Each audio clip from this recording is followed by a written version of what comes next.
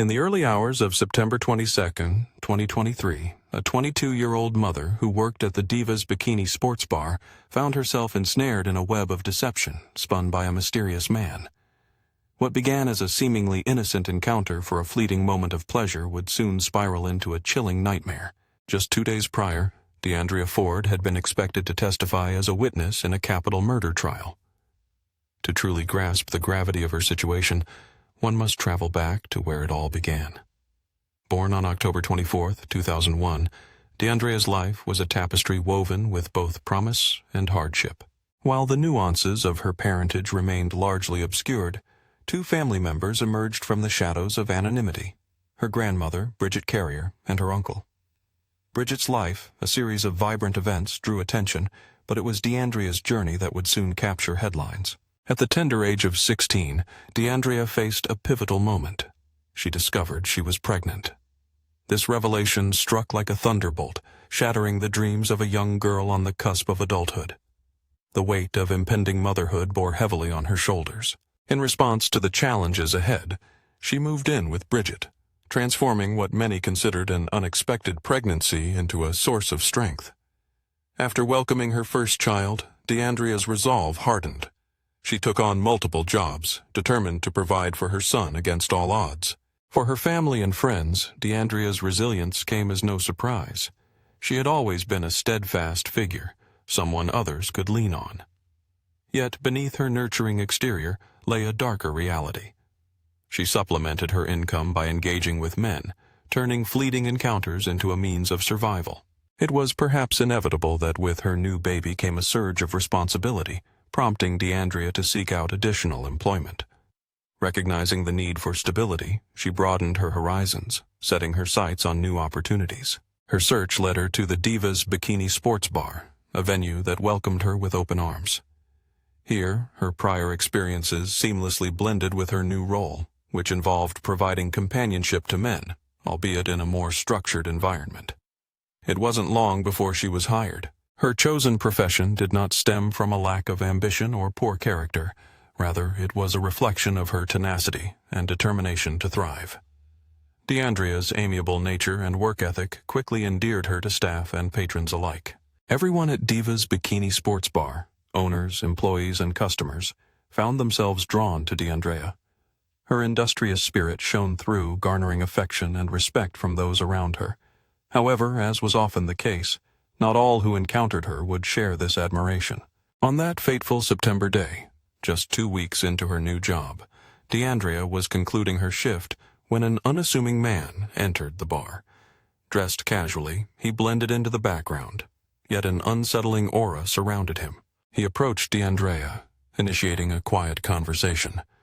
Their body language hinted at an unsettling familiarity, a connection that felt both off-kilter and foreboding.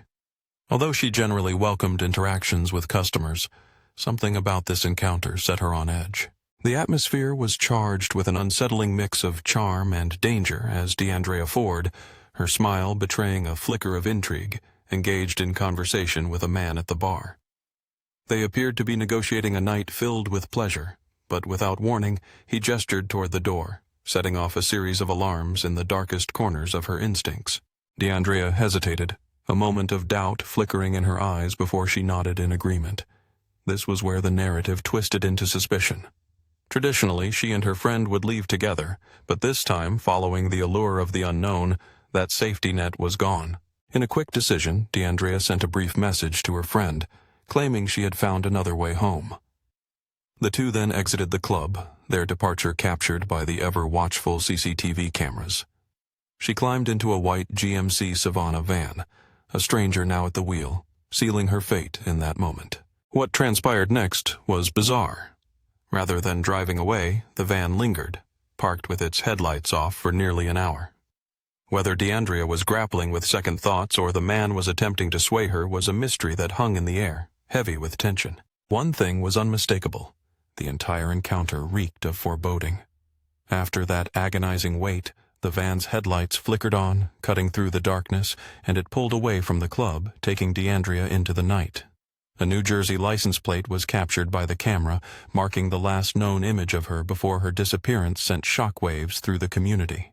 As news of Deandrea's vanishing began to spread, the Houston community was engulfed in shock and fear. How could a young mother simply disappear after leaving work? Earlier that evening, she had intended to visit her grandmother's house, and the realization that she never made it home intensified the urgency of the situation. Now, Deandrea was missing, and her family was desperately appealing for help, hoping to uncover the truth behind her last moments. She had been seen getting into a van with an unidentified customer outside the bar where she worked, and the urgency of the search had reached a critical point. In a live report from East Houston, Fox 26's Sherman DeSalle shared insights from Deandrea's family. Good evening, Anthony.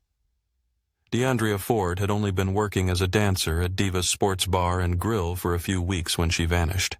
Her family revealed that the last communication they received from her was just before the incident, on September 21st, around 1 a.m. Surveillance footage captured her outside the bar, getting into a van with a man who had appeared just moments before. Here is what we know so far. Around 1 a.m., the surveillance video corroborated the family's accounts. Deandrea entered the passenger seat of a white van alongside the customer, and they remained there for a little over an hour, shrouded in mystery. The van eventually drove off, and her uncle mentioned that prior to her departure, this same customer had been seen conversing with another female staff member inside the bar for approximately 20 minutes, adding another layer of complexity to the unfolding drama. As the van pulled away, Deandrea's uncle recalled a troubling detail. Moments before she entered the vehicle, that same customer had been seen conversing with another female staff member inside the bar. Their exchange lasted approximately 20 minutes, a time frame that hung ominously in the air. Before getting into the van with the unknown customer, Deandrea's uncle revealed that the same man had been seen conversing with another female staff member inside the bar for nearly 20 minutes, suggesting a familiarity that raised further suspicions. No suspects had been identified by police, and the situation weighed heavily on Deandrea's family, especially considering she was the mother of a 4-year-old boy. The days that followed were filled with frantic phone calls, each one echoing their growing concern. Her family reached out to friends, co-workers, and anyone who might have seen her, but the silence from the community was deafening. By Monday, September 25th, 3 agonizing days after she was last seen, her family could no longer bear the uncertainty. They reported her missing to the Houston Police Department, who swiftly initiated an investigation, recognizing the potential danger she could be in. As news spread, the community united behind Deandrea's family, organizing search parties in a collective effort to find her. Flyers bearing her picture were plastered across East Houston, drawing in even strangers to comb through neighborhoods, parks, and abandoned buildings in search of any clue. Meanwhile, the staff at Diva's Bar and Grill grappled with the shock of Deandrea's sudden disappearance. Witnesses recalled seeing Deandrea Ford leave a local bar with a mysterious man, initially assuming she was simply getting a ride home. However, the man's identity, his connection to New Jersey, and the destination he took her to became haunting questions that left her loved ones desperate for answers. As days turned into weeks, the initial shock morphed into a steely resolve. Tonight marked 2 weeks since Deandrea Ford was last seen leaving her job. This gripping story first unfolded on KHO 11 News, where reporters spoke to Deandrea's family, learning that they were unaware she had been a witness in a capital murder case. Court documents revealed that she had been present when a man was killed just months earlier, in May. Deandrea had been riding in a car with that victim. Her family initially reached out to the media about her disappearance after she was last seen leaving the bikini bar, fearing the worst, that she had been kidnapped. Yet, as the days passed, they remained in the dark about what had truly transpired. Authorities urged anyone with information about her disappearance or whereabouts to come forward. Kevin Carrier, her uncle, emerged as the family's spokesperson, passionately seeking answers and assistance from the public. Frustration bubbled within him over what he perceived as a lack of urgency from both law enforcement and the media. He lamented, "It is sad to say, but your complexion affects the attention that you receive in these situations." He continued, "Whether it's good or bad, the circumstances today show that black and brown men and women don't get the same resources or fair share of attention as others do." As the community's concern deepened and the investigation appeared to stall, many voices clamored for answers. Investigators recognized the urgency of the situation, working diligently to piece together the puzzle, aware that the first 48 hours are critical in missing persons cases. Investigators interviewed witnesses and meticulously reviewed security footage from nearby businesses. Their focus centered on the white van Deandrea had entered as they searched for any clues regarding its driver and intended destination. Yet, as time slipped away, the search for Deandrea began to slow. Days morphed into weeks without any substantial leads, until a sudden breakthrough on November 1st shifted the course of the investigation. Police from another state reached out to Houston investigators, delivering shocking news. They had located a van that matched the description of the one Deandrea had entered that night. Desperate for answers, detectives rushed to inspect the van. What they uncovered inside sent chills down their spines. DNA evidence and multiple cell phones littered throughout the vehicle. Yet the mysteries deepened, as there were still no signs of Deandrea or the enigmatic man who had taken her. Officers meticulously collected fingerprints from the van, which were subsequently entered into a national database.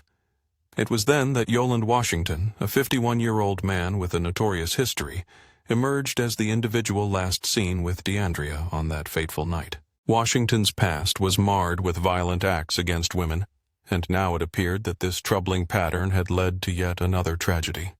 Investigators wasted no time inviting him in for questioning. On the surface, Washington appeared unremarkable, yet beneath his calm exterior lay an unsettling darkness. His interactions with Deandrea seemed innocuous, but beneath the surface lurked dangerous intentions. For hours, detectives grilled Yoland Washington, hoping he would inadvertently reveal the whereabouts of Deandrea. However, he was prepared, offering a narrative that seemed to satisfy the investigators. Despite the incriminating evidence discovered in his van, the shocking decision was made to release him. This choice left Deandrea's family and the wider community in disbelief, struggling to comprehend how someone so closely tied to the case could walk free. Many were left bewildered, unable to grasp the police's reasoning, which remained shrouded in silence. The promise of an ongoing search for Deandrea echoed hollowly, leaving more questions than answers. But the search would continue. As hope dwindled, investigators turned their attention to Deandrea's family for assistance. They requested DNA samples to compare against the findings from the van, a small glimmer of hope in the growing darkness. Her uncle shared a poignant truth, explaining that whenever his niece was ready to leave, she would accept a ride from anyone if no one was there to pick her up. This had never posed an issue for her in the past.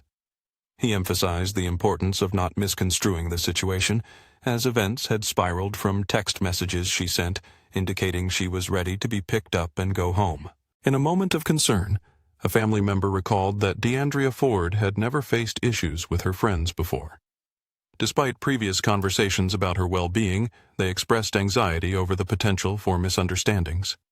The situation escalated when Deandrea sent out text messages indicating she was ready to be picked up and taken home, setting off alarm bells in her loved ones' minds. For reasons still unclear, Deandrea Ford chose an alternate route home. Meanwhile, authorities in a neighboring state had detained Yoland Washington, the suspect, only to later release him. As the investigation unfolded, police discovered the van connected to Deandrea's disappearance, along with 2 phones inside. Detectives sought DNA samples from Deandrea's 4-year-old son. Days later, the results confirmed the worst suspicions. Deandrea had been inside that van, and even more disturbingly, her DNA was found mingled with Washington's. The chilling evidence was further compounded by bloodstains discovered on a shirt Washington wore the night Deandrea vanished. Armed with this new information, the police moved swiftly. On a frigid November morning, they arrived at Washington's residence, determined that this time there would be no escape. Washington was apprehended and charged with Deandrea's murder. In a statement, the Houston Police Department clarified that Washington, the primary suspect, had been detained out of state for a separate incident. Yoland Washington was arrested in Dallas on unrelated charges, but investigators soon connected him to Deandrea's case. Court records revealed that surveillance footage captured the 2 entering Washington's white van. However, he was the only person seen exiting. Dallas police indicated to KPRC that the investigation was being treated as an unexplained death and remains ongoing. However, Houston police took the lead, preparing to extradite Washington back to Houston for further proceedings. The community experienced a fleeting sense of relief, knowing that the man responsible was behind bars. Yet, for Deandrea's family, true closure remained elusive. One family member expressed the heart-wrenching dilemma of having to prepare to deliver devastating news, as Deandrea's body had yet to be found. Investigators were acutely aware of the challenges in proving murder without a body, but their resolve intensified as they delved deeper into Washington's history. A darker truth emerged as the investigation progressed. Deandrea's disappearance took a sinister twist when authorities uncovered that she was not an accidental victim. Rather, she was a crucial witness in an impending capital murder trial scheduled just 2 days after her sudden disappearance. But how did she come to be considered a witness? Deandrea operated in a world where she earned her living during the night, engaging in business activities that blurred ethical lines. Just hours before her disappearance, on May 18, 2023, at approximately 4:25 a.m., Houston police responded to a shooting. The incident unfolded at an apartment complex located at 5901 Solinsky Road in southeast Houston. Before delving deeper into the events of that fateful night, it is essential to introduce a pivotal figure, 35-year-old Otis Parker, Jr. Parker served as a manager for Deandrea and several other women engaged in similar work. Allegedly, Parker was responsible for connecting them with high-paying clients, and that night was one of those instances when such business dealings took place. When Houston police arrived at the scene, they discovered 35-year-old Otis Parker, Jr. unresponsive in the driver's seat of a mangled vehicle. The chaotic aftermath of the crash painted a grim picture. Inside the same car, a passenger was found unharmed, but despite the efforts of emergency responders, Parker was pronounced dead at the scene, a victim of at least one gunshot wound. Court records revealed a chilling truth. The murder of Otis Parker was not a random act of violence, but rather a meticulously planned robbery. The intent was to steal at least $1,500 from Parker following a transaction involving Deandrea Ford. Investigators swiftly identified 4 suspects: 21-year-old Gerald Tavon Wheeler, Jamal Ray Brown, Quidiana Renee Taylor, and 23-year-old Mariah Corinthian Green. On June 27, 2023, all 4 were charged with capital murder and aggravated assault with a deadly weapon. In a stark confirmation of the gravity of their actions, Jamal Ray Brown, Quidiana Renee Taylor, and Mariah Corinthian Green faced serious charges of capital murder and aggravated assault with a deadly weapon, all filed on June 27, 2023. The connection between Deandrea and this harrowing case began to unfold. On the day of the shooting, sitting in the passenger seat of the vehicle, Deandrea emerged unharmed. What transpired that fateful day was far from the heroic narrative it initially seemed. Deandrea and Quidiana were returning from a trip, a venture during which they typically provided companionship to men for money. Otis Parker was entangled in this arrangement. Yet, as they were intercepted, the situation spiraled into chaos, revealing layers of complexity that would haunt Deandrea.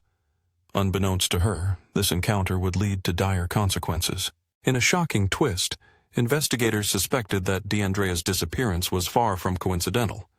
Someone had a motive to silence her, whether temporarily or with more sinister intent. The link to Parker's murder stirred unsettling questions. Court documents disclosed that Deandrea had recently held $1,500, money she acquired during a trip to Louisiana with another dancer. This financial connection was believed to have catalyzed the initial crime. Angry text messages from one of the suspects underscored the peril Deandrea faced, bluntly warning that she was not safe in Houston. Yet complications arose. The suspects in Parker's murder had already been apprehended. This left many to ponder whether eliminating Deandrea was still deemed necessary. Was her disappearance a calculated move in a broader scheme to ensure her silence, or was there a more complex narrative at play? Inside the courtroom, tensions escalated. The prosecution meticulously laid out their case, presenting bloodstains, surveillance footage, and detailing Yolande Washington's movements following Deandrea's disappearance. However, the defense contended that the absence of a body left room for doubt. As the case continued to unravel, the story of Deandrea Ford remained at the forefront of public discourse. In recent weeks, it has gained significant attention, sparking discussions in newsrooms across the nation. KPRC2 reporter Rochelle Turner has been closely following this evolving story. Rochelle, during our editorial meetings, we often discuss how to approach reporting such sensitive matters. You're here today to shed light on why this case is not receiving the attention it rightfully deserves. Thank you for having me, Haley. I'm glad to be here.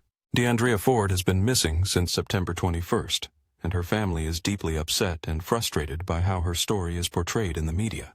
Reports surfaced indicating that Deandrea Ford had discussed her past, specifically an incident that her family firmly believed was unrelated to her mysterious disappearance. In a conversation with her uncle, he provided candid insights, revealing a family desperate for answers. He expressed a strong desire for transparency regarding her case. He emphasized that Deandrea's role as a witness in a capital murder trial should not be seen as connected to her abrupt vanishing. This belief, however, weighed heavily on him, as he felt it hindered the efforts of the Houston police and other agencies in their search for her. In a startling revelation, he disclosed that detectives had located the van she was last seen entering. This van, found in another state, contained cell phones, prompting authorities to request DNA samples from her family. Yet the family was left questioning why the Houston police had not shared more information with them. During our conversation, her uncle conveyed a heartfelt message. They simply wanted Deandrea back, a longing for closure that no legal outcome could ever fulfill. The family's pain was palpable, echoing through their desperate plea for answers. Her grandmother, caught in the throes of unbearable uncertainty, implored anyone who might have information to step forward. Meanwhile, dedicated volunteers tirelessly scoured wooded areas and abandoned lots, their hope unwavering in the quest to bring Deandrea home. Amidst the turmoil, a young boy, Deandrea's son, remained blissfully unaware of the grim reality. He innocently questioned when his mother would return, a stark reminder of the heartbreak that enveloped the family. They held on to the hope of giving Deandrea a proper burial, a wish that lingered in their hearts. On March 15, 2024, their wishes were tragically fulfilled when Deandrea Ford's remains were discovered in a culvert in Dallas. However, it would take until September 17th, 4 agonizing months, before DNA testing could confirm her identity. The outcome was one that her family had prayed against.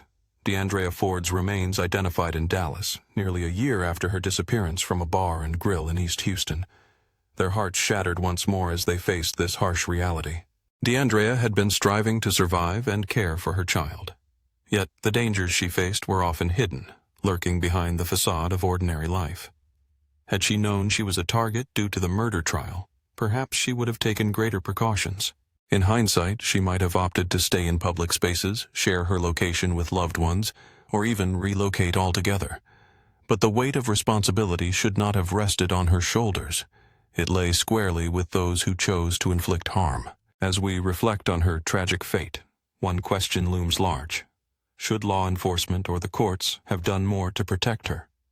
If you found yourself in her position as a witness, what would you have done differently to safeguard your life?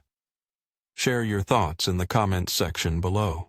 As the tension of the moment lingered, one couldn't help but ponder what choices might have altered the course of fate. What would you have done differently to safeguard your life if you were in that position? Share your thoughts in the comments section below.